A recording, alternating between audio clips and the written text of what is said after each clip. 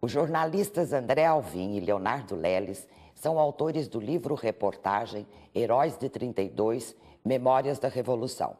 Eles vêm ao Arte e Letra para relatar a aventura de escrever sobre a maior guerra civil brasileira do século XX. O Arte e Letra volta já.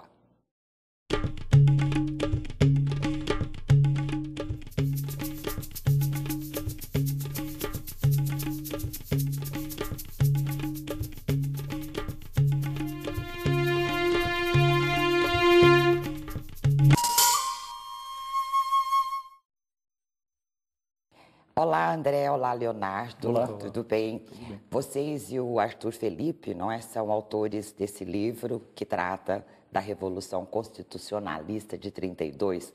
Como é que surgiu a ideia de vocês trabalharem com os heróis de 32? Aí vocês escolhem, cada um fala um pouco. Bom, surgiu, nós estávamos no terceiro ano da faculdade e sabíamos que no quarto ano a gente precisaria escrever um livro-reportagem, né, para o TCC. Que é o trabalho final, né, Isso. do Que é o curso. curso de jornalismo. Né? E surgiu a ideia, porque nós estávamos passando pelo mausoléu e conversamos sobre o assunto, né? E achamos interessante porque é um assunto um pouco marginalizado nas aulas de história, não se fala tanto sobre... Realmente, você falando nisso, a gente lembra, eu me lembro da época que eu estudei também, se passa assim um pouco rapidamente, não é? Sim, e aí tivemos a ideia de fazer esse livro e contar pelos olhos dos próprios veteranos o que significou a Revolução para cada um deles, né? A nossa intenção com esse livro não era só focar na história, né, em um livro de história. Nós queríamos que fosse um livro mais abrangente, contar a história de pessoas, né, tendo como pano de fundo a Revolução de 32. E ficou interessante porque coisas que nós desconhecíamos, quer dizer, como é que eles, soldados, né, do exército, se movimentaram, né, para as cidades, como é que levavam aqueles canhões, isso tudo eles vão contando ao longo do livro. Como é que foi a pesquisa? Como é que vocês se dividiram para fazer a pesquisa? Porque tem bastante pesquisa aí no livro, não é? No início foi meio complicado, foi até um pouco decepcionante quando a gente começou, porque a gente não tinha a menor ideia de como a gente ia fazer. A gente sabia que tinha uma ideia, mas não sabia. Onde encontrar as pessoas, Exatamente. como é que foi? A gente pensava que seria fácil, a gente não tinha noção de que as pessoas que lutaram em 32 nasceram na década de 1910, até antes, né? Será que estavam por aqui ainda? Será que estavam vivos ainda? Então, a gente começou procurando na cidade de Lorena, no interior de São Paulo, ali no Vale do Paraíba. E eu me lembro que a gente encontrou o contato de um sujeito que conhecia sobre a Revolução, não é? E ele, na verdade, não tinha lutado. Ele era um grande e profundo conhecedor. Ele tinha escrito livros sobre o assunto. Ele é autor de um livro sobre a Revolução. O nome dele é o Coronel Reformado do Exército, Vanderlei Gomes Sardinha. E nós fomos até lá, conhecemos ele e tal, mas ele falou assim, olha, eu acho muito difícil vocês encontrarem alguém vivo ainda, porque é um pessoal que realmente faz muito tempo, né? E aí a gente voltou decepcionado, mas depois a gente pesquisou um pouco mais a fundo e encontrou a Sociedade dos Veteranos de 32, que é uma sociedade extremamente tradicional, já existe há mais de 50 anos, né? E fica numa casinha ali na rua Anita Garibaldi, ali do lado do Fórum de Justiça, né? O Tribunal de Justiça. E se você passa ali, você fala, olha, esse lugar não tem uma coisa porque tão não fantástica. Tem nada que chame atenção, é uma casa muito simples. Nada. É uma casa bem simples.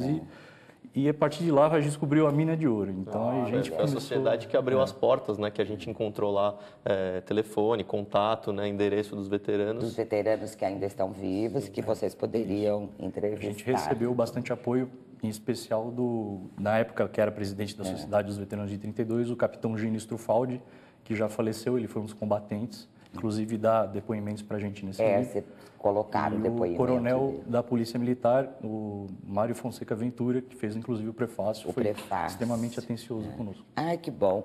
E quanto tempo vocês levaram? Porque não foi uma pesquisa assim de um mês, não, né? Para fazer tudo. Não. Entre começarem as pesquisas, redigirem o livro. Quanto tempo vocês levaram? No quarto ano a gente teve que correr, né, em um ano para entregar um livro pronto, né? Mas a gente sabia que era um projeto muito maior, que a gente teria que acrescentar mais coisas, porque a gente tinha mais contatos. Vocês chegaram a entregar como trabalho de final de curso? Sim, trabalho de conclusão. Mas ainda assim preliminar. Isso, e ainda faltavam algumas entrevistas. E aí E aí, no decorrer desses 2, 3 anos, a gente montou, conseguiu ir atrás, conseguir mais entrevistas, e aí... Então, vocês levaram o quê? Uns 4 anos, 3, 4 anos? 3 anos. 3 anos. Agora, falando, né, da própria Revolução, vocês trazem isso no livro, conta um pouquinho, o que é que foi a Revolução Constitucionalista de 32? Quem gostaria? Para a gente estudar melhor a história, a gente tem que pegar um pouquinho atrás. Então, desde a proclamação da República, o Brasil promulgou em 1891 a primeira Constituição Federal, que era a Constituição baseada na Constituição dos Estados Unidos, né? E ela funcionava, né? Essa República Velha funcionava entre um acordo entre São Paulo e Minas Gerais. Era chamada política café com leite. Né? São Paulo, o povo conhece, isso, né? O São que era Paulo, a política café exatamente. com leite.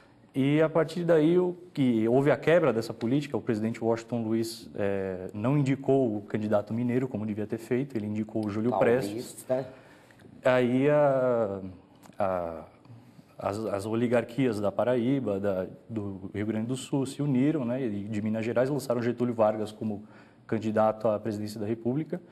E ele perdeu nas eleições, mas depois ele deu o golpe em 1930 e se tornou presidente da República. E ele, o que ele fez? Ele extinguiu essa Constituição de 1891 e começou a destituir de todos os postos de mando as pessoas civis, das delegacias, cadeias e todas as entidades oficiais.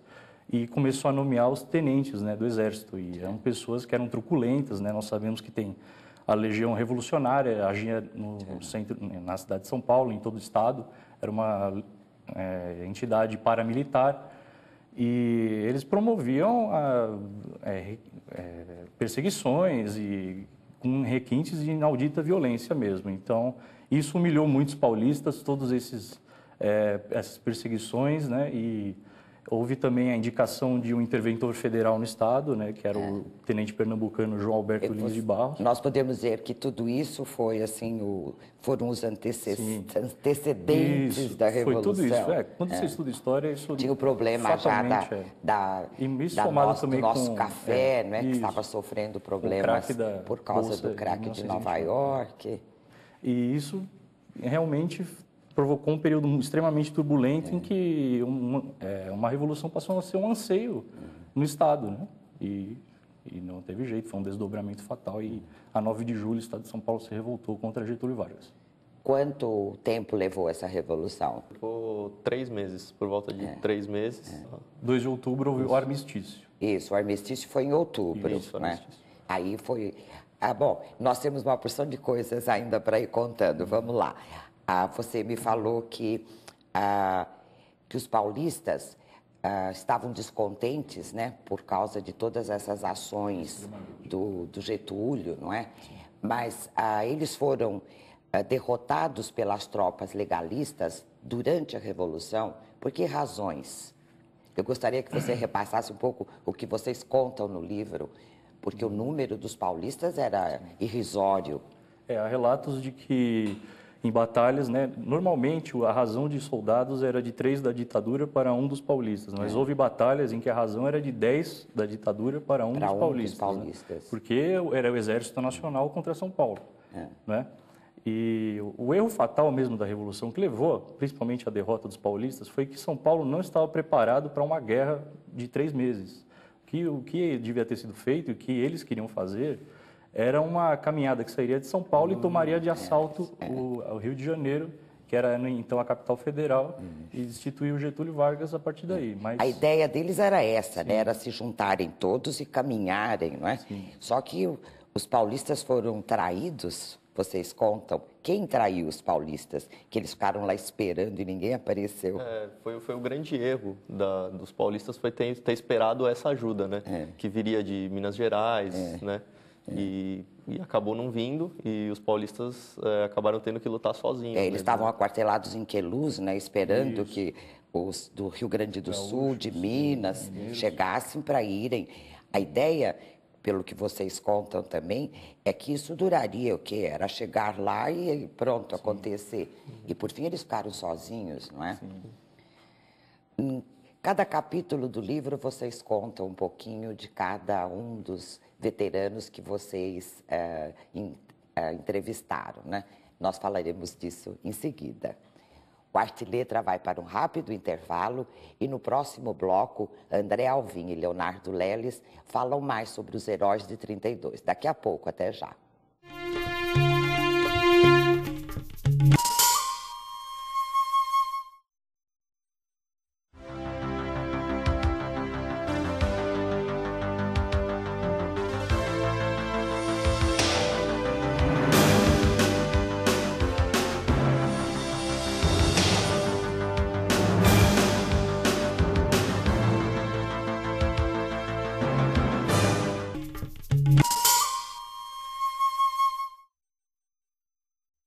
O Arte e Letra está de volta com os jornalistas André Alvim e Leonardo Leles, autores do livro Heróis de 32, Memória da Revolução. Como nós estávamos falando, vocês nos capítulos seguintes, vocês entrevistam, né, veteranos da Revolução de 32. De quem que foi a ideia de vocês mostrarem este lado humano, né, das pessoas que foram para o fronte, se é que nós podemos dizer assim, não só a parte histórica? Nós tivemos essa ideia em conjunto, porque um dos professores que nos inspirou muito na faculdade, o André Chaves de Mello, ele nos ensinou a sempre mostrar um lado humano da reportagem. Então, a partir daí, a gente teve a ideia de entrevistar os veteranos e mostrar o que foi a Revolução para cada um deles, o que cada um sentiu, né? Por que cada um quis lutar, os ideais de cada um. Então, porque eles eram tão jovens, né? Vocês Sim. contam, e a gente não tem ideia realmente. Porque eram garotos, 17, 18 anos, Sim. muito jovens. Alguns foram sabendo realmente dos ideais da Revolução, alguns tinham realmente conhecimento e queriam lutar contra a ditadura, outros não sabiam, acabaram sendo vítimas e pegaram em armas sem saber o porquê realmente. Sem saber, foram levados, né? Tinham que se alistar e foram levados. Eu gostaria que vocês falassem um pouquinho sobre a sigla MMDC, que todo mundo fala, mas pouca gente acho que sabe o que ela realmente significa. MMDC é a sigla para Martins, Miragaia, Drauzio e Camargo, que foram os mártires da Revolução Constitucionalista de 32. Há um erro comum de dizer que eles eram estudantes, eles não eram estudantes, eles foram assassinados no dia 23 de maio de 1932 pela Legião Revolucionária, que era essa organização paramilitar getulista, e não só eles 4 foram assassinados, mas outros 11, há relatos de que outros 11, ao todo 11 foram feridos de morte, inclusive o Alvarenga, que se fala tanto no Alvarenga, queriam incluir o A no fim do MMDC, mas isso é uma blasfêmia, outra coisa, porque ele morreu depois. E a partir desse dia, 23 de maio, foram adotados, essa sigla foi adotada como o lábaro, né, da Revolução, um Estado Maior Revolucionário foi criado com a sigla MMDC para reunir as pessoas já com a intenção de lutar nessa revolução. Veja que é uma coisa mal entendida pela população, porque a impressão que nós temos é que o MMDC, eles estavam lutando e morreram batalhando, né? Isso foi tudo durante um protesto contra... Anterior a 9 de julho, né? Foi em maio. E eles foram considerados mártires porque foram mortos, assim, e nessa região bem central de São Paulo, Sim. né? Aqui nas imediações na Rua Barão de Itapetininga. Itapetininga, ali próximo à Praça da República, Isso. que é onde tinha o Batalhão Revolucionário, Exatamente. Não é? Qual é o trabalho hoje da Sociedade dos Veteranos MMDC? O que eles fazem? Qual é a função deles? Vocês foram lá, conheceram, entrevistaram o pessoal, né? Eles têm muitas funções e a principal delas é realmente preservar a história na forma original, não permitir que seja falsificada a história, porque muitas pessoas já tentaram isso, inclusive esse MMDCA, que tanto já circulou por aí, foi uma tentativa de falsificar a história. E eles reúnem as famílias dos veteranos, fazem manifestos, promovem comícios, né? E todo dia 9 de julho eles estão no desfile. Então, eles têm o objetivo realmente de preservar a memória da Revolução. Todo o arquivo de documentos eles possuem. É muito vasto o arquivo deles. Eles que fazem a conservação do obelisco, ou isso pertence à prefeitura ou ao governo? Isso é a Polícia Militar. É a Polícia Militar que faz? Que hoje administra o Monumento Mausoléu e o Obelisco de Ibirapuera. O obelisco também. O Mário Fonseca Ventura, que você disse que faz, né, o prefácio do livro, ele é ou foi presidente da Sociedade dos Veteranos de 32, ele tem uma fala que vocês traduzem aí, que diz: o movimento de 32 foi uma das mais belas páginas de civismo, coragem e dedicação à causa da reconstitucionalização do país. Eu gostaria que vocês comentassem um pouco isso, porque a gente sente que às vezes está faltando um pouco esse civismo, essa coragem, né, que esses jovens mostraram em 32. Foi o que eu falei do episódio ser marginalizado, né? Muita gente não conhece a própria história do Estado, a própria história do país, e não tem a ideia do que foi esse movimento cívico, né? E não sabe que pode ter orgulho disso, né? E que se juntarem novamente, podem lutar pelo que eles quiserem. Certo, é só ter aquela garra, aquela vontade, né? O Mário Fonseca Ventura ainda é presidente ainda é o presidente. Vocês trazem algumas fotos, né, no livro dos combatentes. Vocês têm uma foto, por exemplo, na página 47, que é do Oswaldo Diana, não é? Que foi um dos veteranos que vocês entrevistaram em junho, se não me engano, de 2008, né, que vocês comentam. Quem foi o Oswaldo Diana? Qual foi o papel dele na Revolução? Ele foi uma pessoa extraordinária, assim, aos 99 anos, com a memória absolutamente perfeita. Você está brincando? Vocês entrevistaram em 2008, ele estava com 99 anos.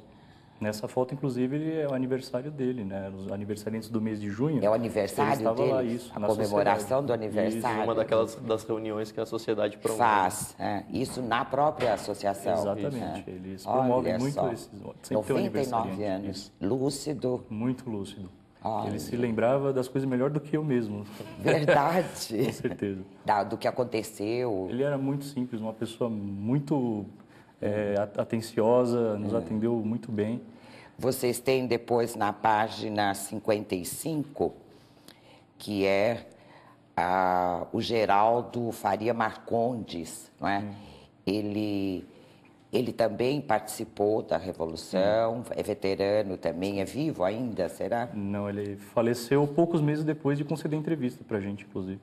É? Sim, quando nós o entrevistamos, né? Ele estava com pneumonia, ele fez questão de nos atender, inclusive. Atendeu vocês. Sim. Assim mesmo? E tem até uma história curiosa, que eu pedi para tirar uma foto dele, mas ele falou: você está me pegando com 95 anos, com gripe, e você quer tirar uma foto? Eu falei: então posso tirar do seu retrato da época? É por isso que não tem nenhuma atual. Porque aqui está ele jovem ainda, né, com 19 anos. Sim, mas mesmo com pneumonia, com um espírito extremamente ativo, muito forte. Lúcido mesmo, uma pessoa também. muito forte. Isso chamou a atenção em todos os entrevistados, todos eles muito lúcidos. Assim, a que a gente pode atribuir isso, hein? Vocês têm alguma sugestão, alguma ideia? É o ideal pelo qual eles lutaram, né? Eles acreditaram naquilo, né? Eles tinham força de vontade. Então, acho que isso é fundamental para que... Porque é um traço comum entre eles, né? E ter uma essa guerra, longevidade. Querendo ou não, a guerra marca uma pessoa, né? Querendo ou não, deixa marcas profundas. Será que dá mais amor à vida? Então, você luta com mais intensidade. Interessante. E vocês têm ainda uma outra, que também está na página 83, se eu não me engano, que é o Batalhão 14 de Julho, não é? Que passou a ser escoltado pela 3ª Bateria de Artilharia de Jundiaí. Eu queria que vocês comentassem um pouquinho sobre o que aconteceu com esse batalhão. O Batalhão 14 de Julho, ele foi um dos protagonistas na Batalha de Buri, que foi uma das batalhas mais violentas da Revolução e da América Latina também. Foi travada no município de Buri, que fica na divisa de São Paulo com o Paraná. E esse batalhão foi praticamente todo dizimado ou apreendido, ou foi preso pela ditadura numa tentativa dos paulistas de retomarem a cidade, que fracassou, evidentemente, porque a ditadura tinha um poder muito maior. Muito maior do que o deles. E de contingente. E alguns conseguiram recuar, é verdade, e conseguiram voltar, né, mas boa parte foi ou morta ou presa nesse confronto. Foi de lá que eles tiveram que voltar atrás, porque não podiam mais continuar, porque não tinham mais pessoas, né, para batalhar. Não havia, né, munição. Eu gostaria de perguntar a vocês, o que é que vocês sentiram depois das entrevistas que vocês fizeram com essas personagens? Para mim foi um marco na minha vida, assim, né? Receber lições de vida de pessoas que deram a própria vida mesmo por um ideal, por um bem maior, né?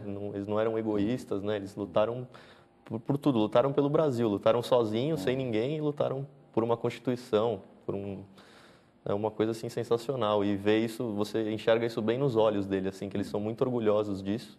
E eles devem contar isso assim com orgulho, né? Com Bastante. uma força. Com certeza. Para vocês acho que foi uma experiência e tanto, não é?